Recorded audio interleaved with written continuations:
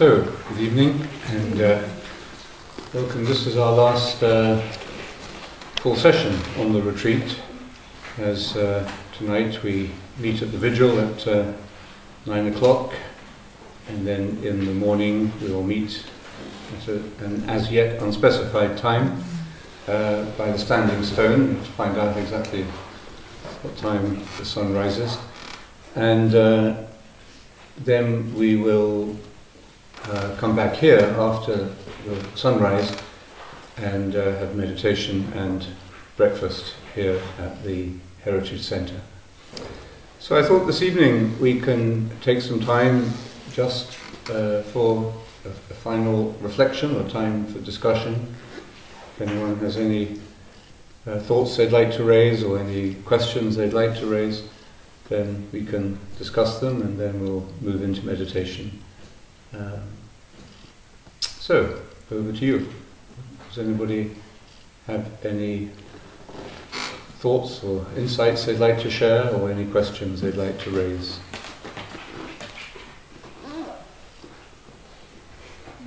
Just a question, thinking of Easter Sunday coming and thinking of what's sort of meant by the resurrection.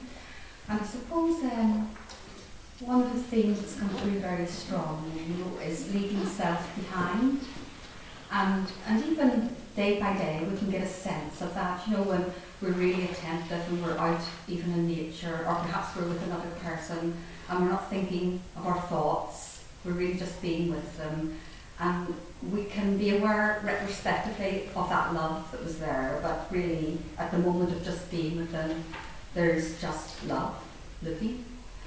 And I suppose that was just making me think a little bit of when we think of the resurrection. It sort of feels like there's this capacity that we have to empty ourselves of the personal self and to have this attentiveness which is like in line with Christ potentially for us. And so maybe thinking of, well, what does that resurrection mean? Because in that, then it seems like, well, there is just this love. So this love, I'm not going to resurrect my personal past with my little memories of yesterday and my little history, my little sort of narrative that I've been telling myself. But yet, as that narrative has unfolded, there's been this separate, yet with it, self that's there, which gradually unfolds and has the potential to become more and more in my life. So I suppose it just felt like in a resurrection that there is just this universality of this mind of Christ rather than the personal, me. And I don't know what you would like to say about that. What is it that's resurrected?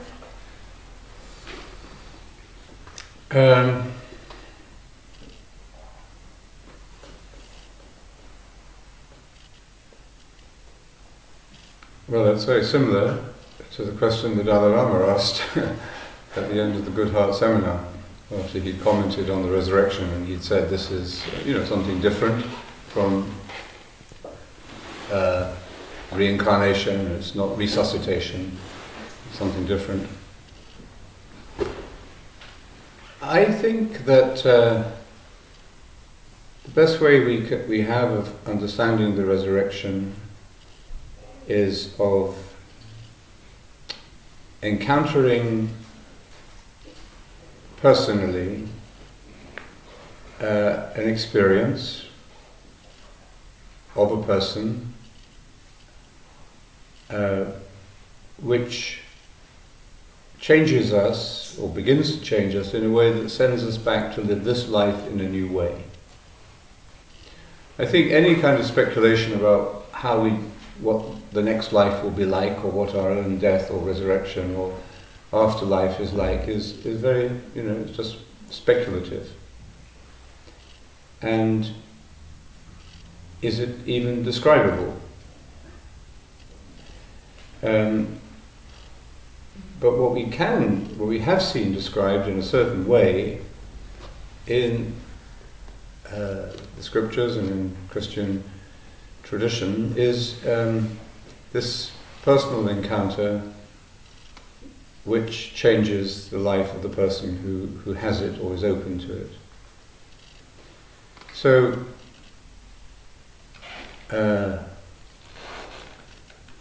how does that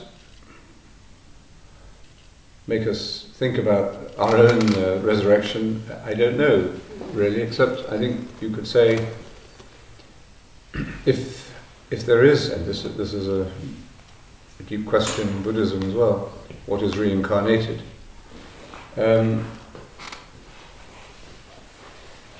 There's a continuity, but there is also a discontinuity. Something is interrupted, something is broken, that is death. Death is a finality.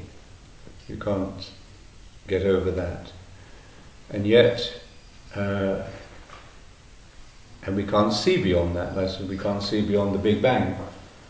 So, but what we can know, and I think we know this at a subtle level through our experience of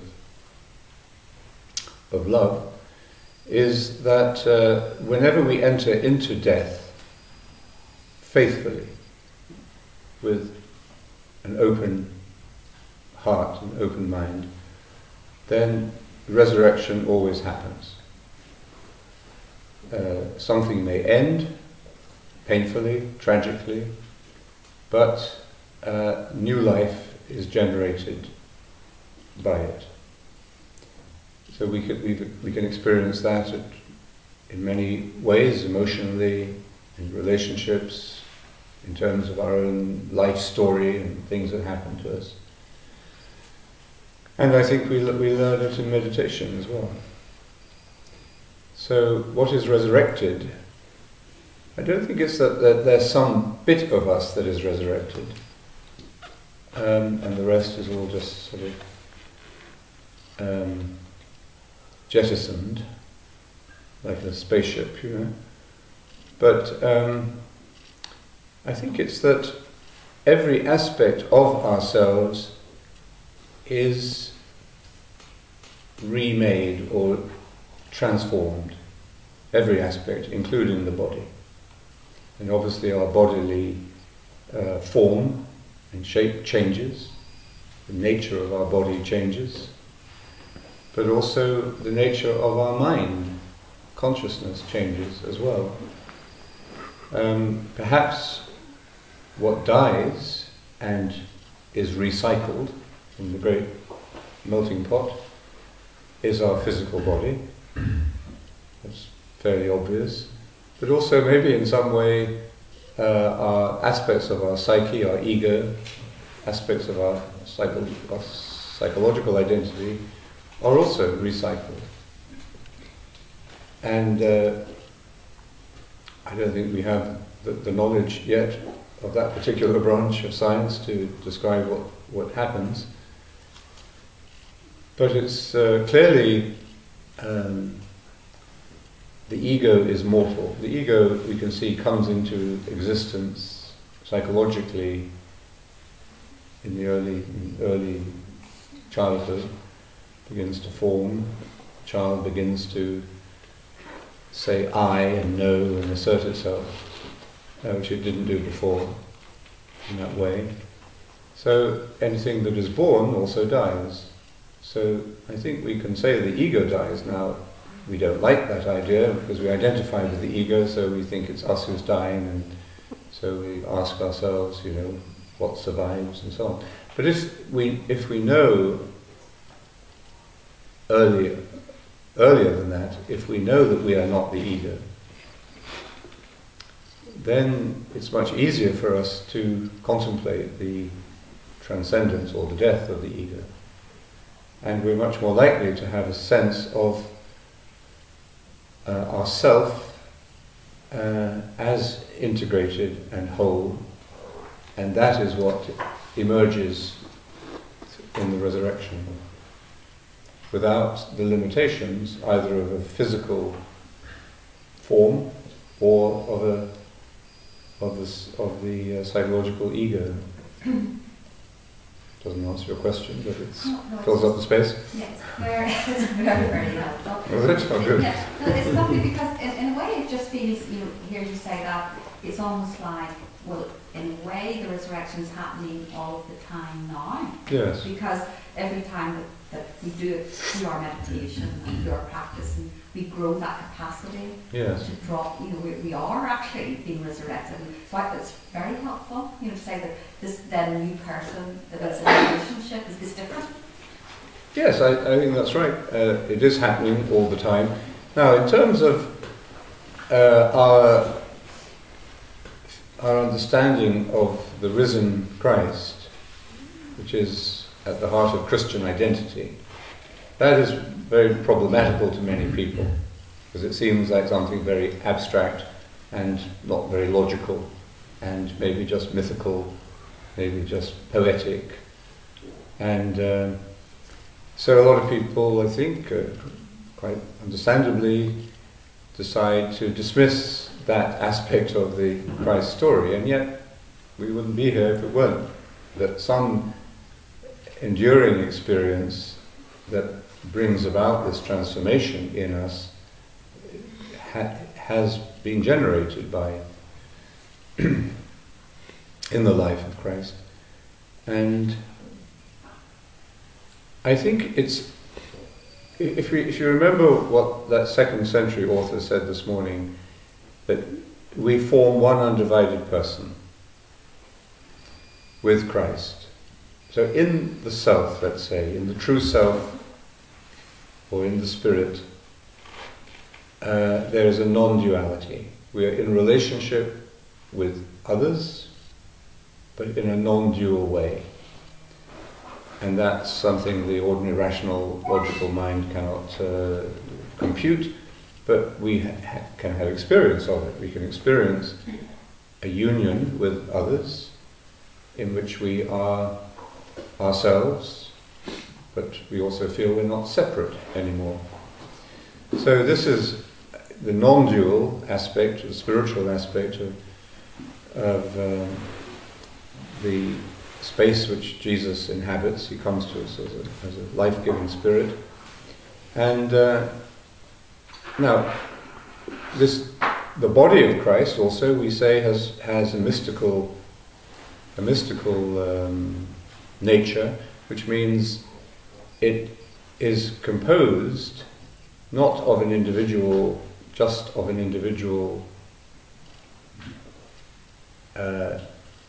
accumulation of cells and material things in the physical body, but of all of those who are in union with him.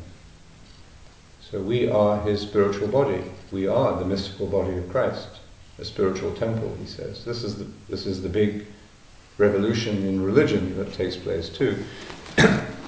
So that also means, I think, that we come to know and understand and experience the risen Christ within his body. That means within the mystical network that forms his body, that we call the church, but that word church has a lot of accumulated meanings that isn't very attractive to people. But it's not the institutional, hierarchical church or the bricks and mortar church, but it is the mystical body, the network, the community, we could say, of Christ. It's because we are part of that, and not just part of it, but we are in that, we are that. That's the context in which the news of the resurrection begins to make sense for us. And we begin to glimpse it over time, parallel or in tandem with our own spiritual growth, our own growth in self-knowledge, our own experience of dying and rising through the experiences of our lives. As all of that happens, and if we are held in and nourished by and challenged by and inspired by the life of that body, that mystical body, then the statement about the resurrection begins to explain something that we know is happening to us.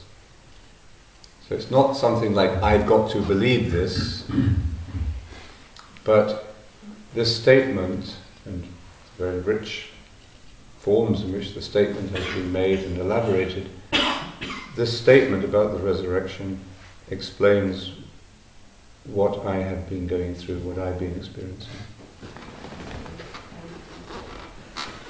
And they asked if there was one compelling idea that captures for you the essence of Easter. And I know that that's a very difficult thing to do, but it's like, what would bubble to the top? What would be the core idea, concept, symbol that captures Easter for you? I think the resurrection appearances of Jesus in the Gospel, I mean, my training and pleasure was in literature, and there's no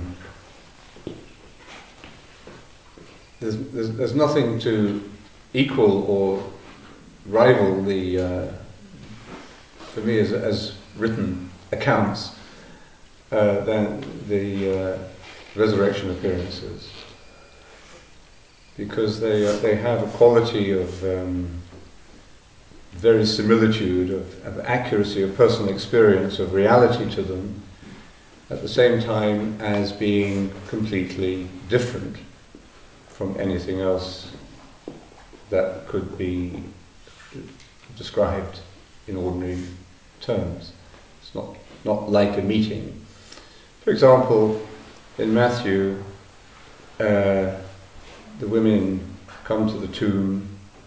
The angel tells them, "He is not here, he is risen.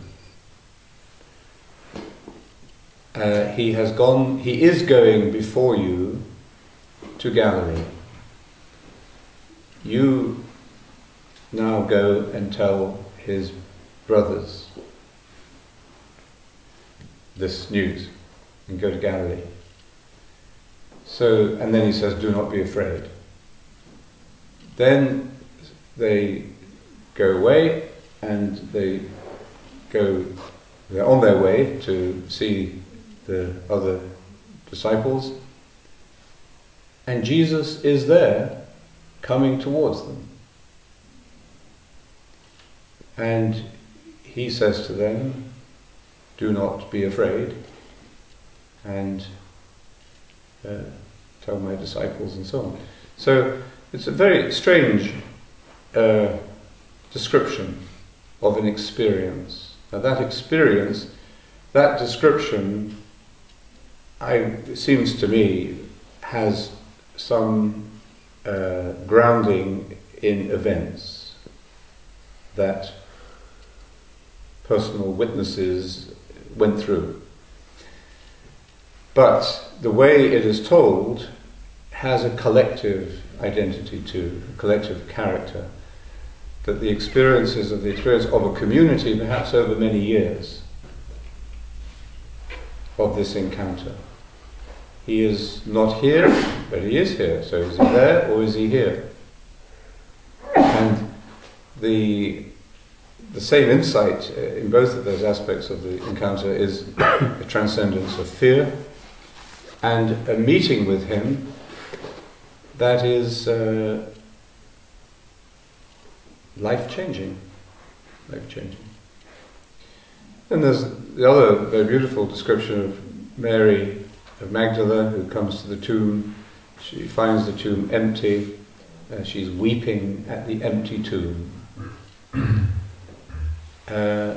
Again, this is so vivid and poignant that it's difficult to imagine that there's not some personal experience that has been passed on and narrated behind it. And yet it has taken on a character that is more than the individual experience. So then she also sees the angels. What are angels in this situation? Angels are messengers. Angels are people that we meet over the course of our lives. People who point us in certain directions, people who give us a message, and but are not the finality of what we are looking for, but they are vital to our journey. And then she then sees Jesus, but thinks he's the gardener. Well, what does that mean? Is he gardening? Is he digging up the potatoes? Is he coming into work smoking a cigarette? You know, what does it mean? She thinks he's the gardener there early in the morning. And then, so all of these accounts kind of raise at the practical journalistic level many more questions than can be answered, which suggests that it's not at the factual journalistic level that we find their meaning. So then she says to him, thinking he's the gardener, "Do you tell me, sir, if you have taken his body away, tell me where you have put him, because then I can go and finish my rituals." Very poignant.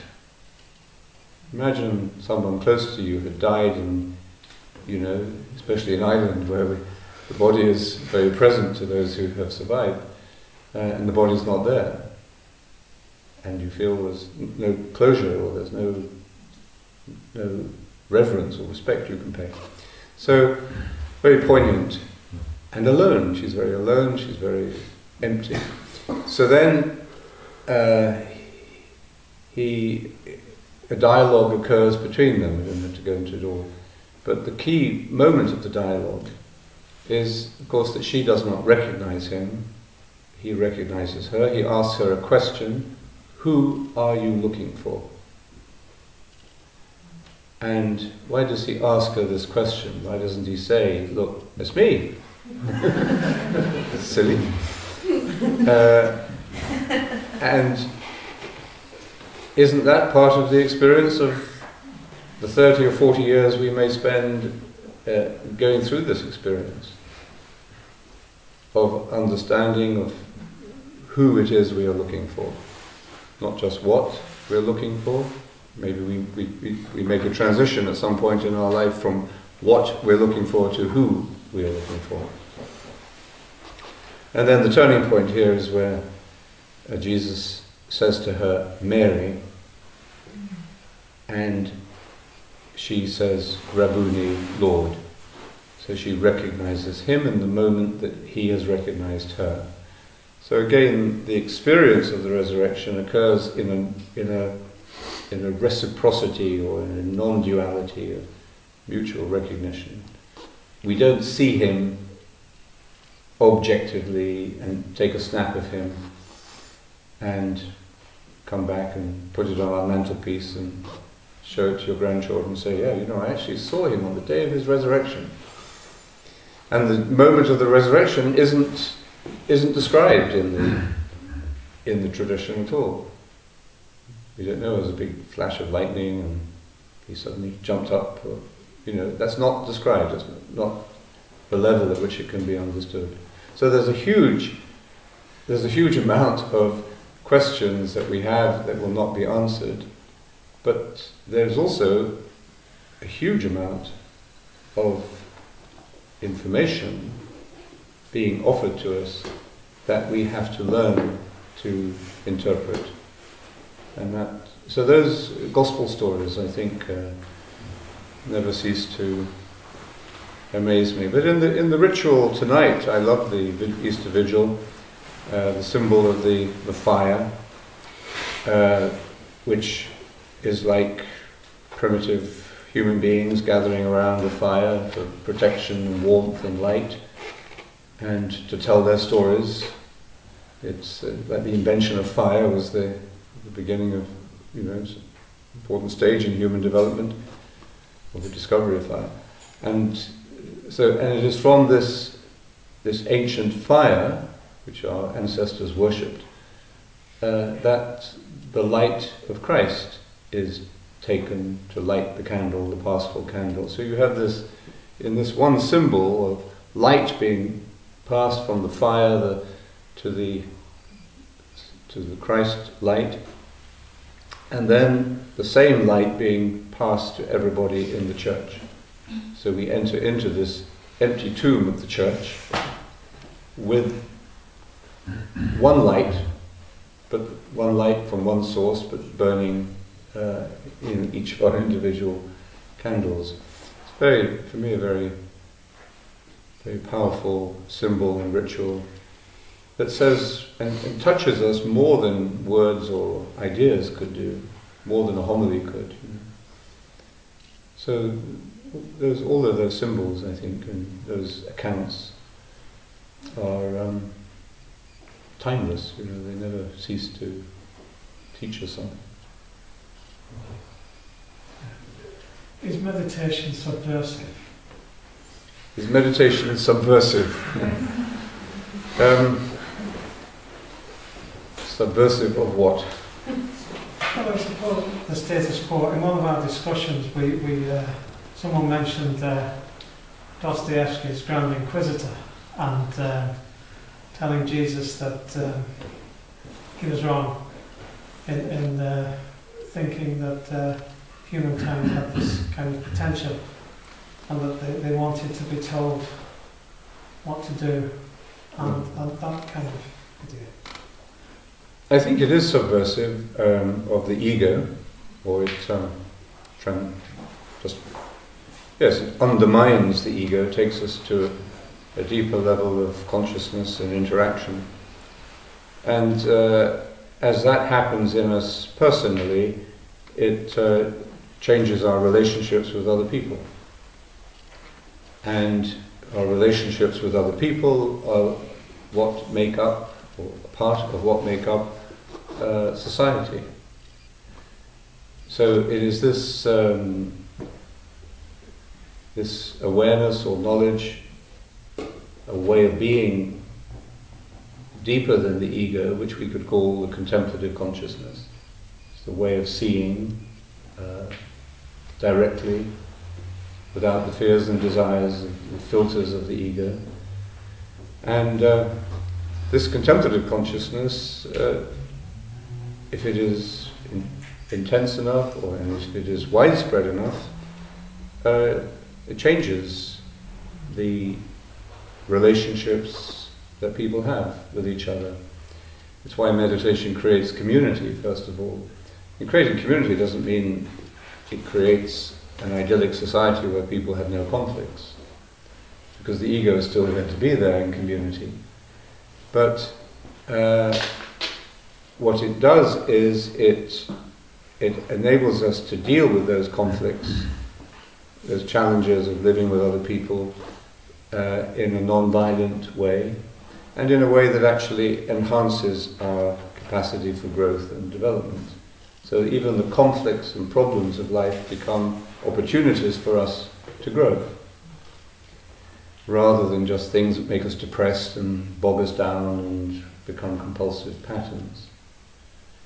So, does life get any easier? Well, it gets easier in the sense that we keep moving on, perhaps, but it's not that all our problems are solved. So in that way it is subversive, yes, because it also undermines the power structures which the ego develops. Power structures in which violence, or the threat of violence, or fear, become the operating forces. And the kingdom is the alternative to that. Jesus proclaims the kingdom of God, which is a way of being in relationship which is focused upon God rather than upon our ego. And not surprisingly, the social forces, the forces of human society, which depend upon force and violence and fear, oppose this tooth and nail. They will see it as subversive. So it's subversive in that way, but it's not negative, it's not terrorism, you know. It's not blowing up what you don't like, or attacking what you don't like, or even condemning what you don't like. I think meditation develops a tolerance and a compassionate spirit and a non-violent spirit, but at the same time it empowers you with a kind of prophetic courage to tell the truth and to stand up to oppression. So it's subversive, but it's not violent in any way.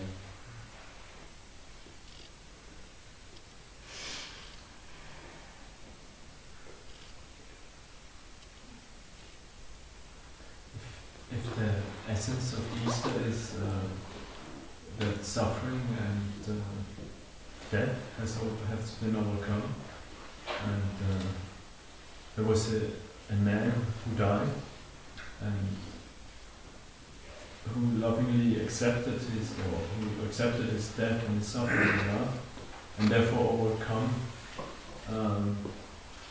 suffering and death. And therefore, the overcoming means the resurrection. Why do you complicate things? If it's with all these symbols like Son of God or Trinity or all these philosophical concepts, do they not spoil the pure message, which is a simple message? A man died and showed us a way to overcome suffering in our own cross. I think you have to distinguish between the essential, simple message and the interpretation, the philosophical, theological explanation of that has accumulated through many cultures and many traditions. Yes, I think there's a distinction between the two. I think the fact that some of the greatest minds in history have reflected deeply and systematically upon the meaning of that message, that simple message and the simple teaching of Jesus, indicates just how deep and universal and inclusive his message is, or that message is. And it's simple, but it's not simplistic. But I think meditation enables you to see the distinction between the essential and the secondary, the interpretation. And because meditation is simple and deep, and it attunes you to the simplicity of Christ and the simplicity of the gospel, without reducing it to just being a morality or an ideology or anything else. And so, what is it simplifying it to? It's pure experience. In fact, it's experience without conceptual interpretation in itself.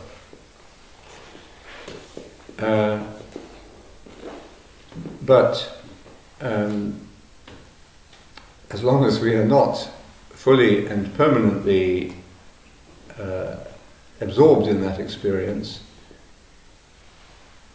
we do benefit from a certain amount of reflection and sharing. What does this mean, and how can I come closer to it? And I think we don't worship the dogma. The dogma are only fingers pointing at the moon. They are, elaborations on the theme. So we don't have to be discouraged, I think, by the rich theological tradition. You can feed off that as you find helpful. It depends. It depends on you, how much time you give to it, how much time you need in your own temperament to study it, to reflect on it intellectually, and whether that helps you or not. But the simplicity of the experience in itself is what we enter into in meditation, and within a community, a Christian community, the life of that community, and that includes some reflection and thought about the experience, helps us, I think. And I don't think, you see, it's an embodied experience. So, and we can't, I don't think we can fully open ourselves to it just at either the abstract conceptual level or at the individualistic level either. Because it's not an answer to a question. It's not an answer, it is the truth. What is the truth? The truth is not an answer. The truth is the whole of the picture. If I say 2 and 2 equals 4, 4 is an answer, but it's not the whole truth. The whole truth contains the question, all the mistakes we make in answering the question, and the whole context in which the question is posed.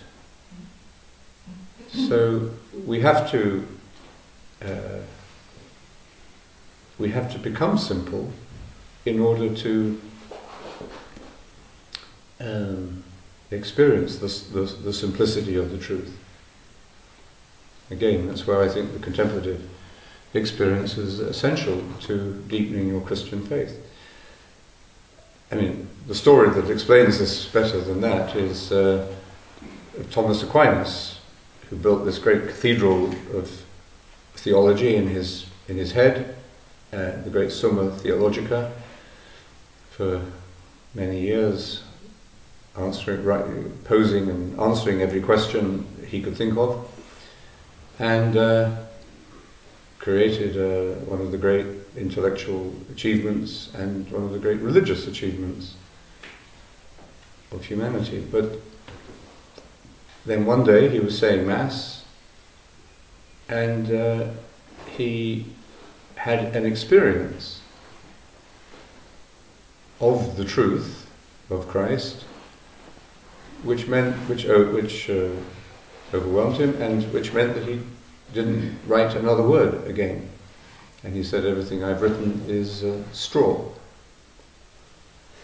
And now,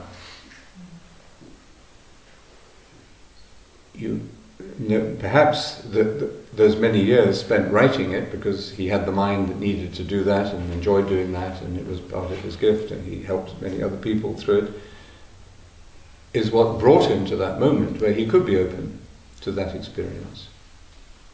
If he was a musician, it might have been through music. If he'd been a father of 10 children, it would have been through the 10 children. So you might come to that in different ways.